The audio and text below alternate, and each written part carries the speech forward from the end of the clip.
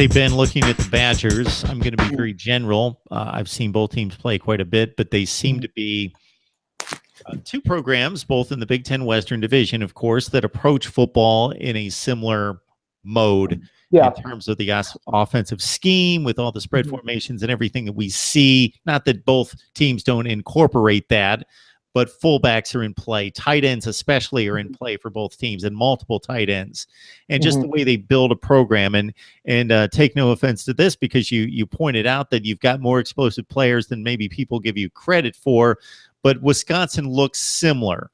Tight ends and fullbacks, limited on the outside in terms of playmakers and speed on the outside. A quarterback that's not going to throw for a zillion yards. Stanley, much more prolific this season than Alex Hornibrook, certainly. But Wisconsin looks like what Wisconsin is every year. And that's not to knock them in any way, because it's a top 15 program just about every season. Very stellar front seven on defense, the offensive line that you just outlined.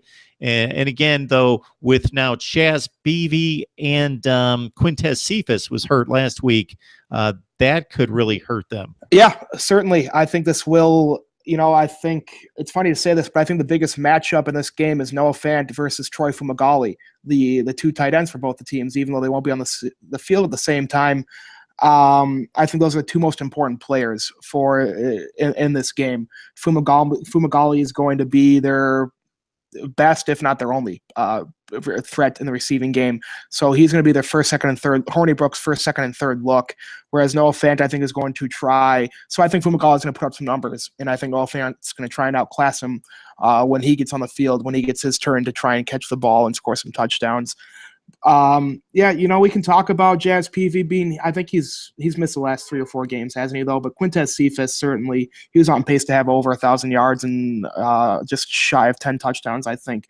That's a huge loss for Alex Hornibrook, who has been struggling a lot more than I thought. I heard somebody call him today left-handed Joel Stave, and I don't know if that's a compliment or not.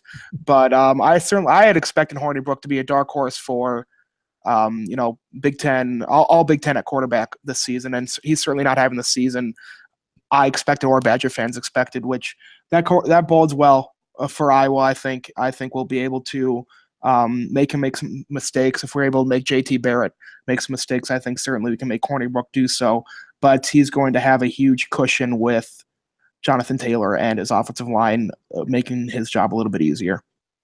All right. If you love to watch Big Ten football, I don't want to say necessarily at its best, but at its purest, this is games between good teams also playing at its purest. Iowa, Wisconsin, the game in Madison this year, and the Badgers have a whole bunch to play for. And Iowa, as Ben has outlined, wants to finish out strong and play in a really good bowl game to get to 10 wins and finish off what's been an interesting season, if not a championship season, an interesting one with wins over Iowa State and Ohio State in a down-to-the-wire matchup against Penn State, lost in the last few seconds.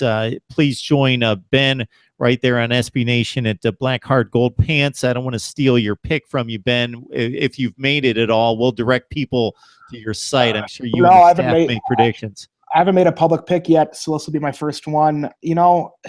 I really want to say I was going to light it up again, but I just don't see it. I kind of have a bad feeling in my gut that Kirk's going to turtle again, and we're going to not see the offense that we saw last Saturday. So, I'm going to pick Iowa to win, but I think it's going to be super close, down to the wire, the way we expected Ohio State to win.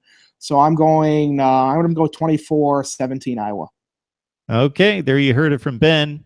I, of course, make my picks on Friday, so we'll be coming out with those a little bit later. Ben, we appreciate the discussion. Wanted to get caught up on the Iowa Hawkeyes coming off the huge win and a nice season thus far, and then we'll see how it plays out against the Badgers. Yeah, certainly.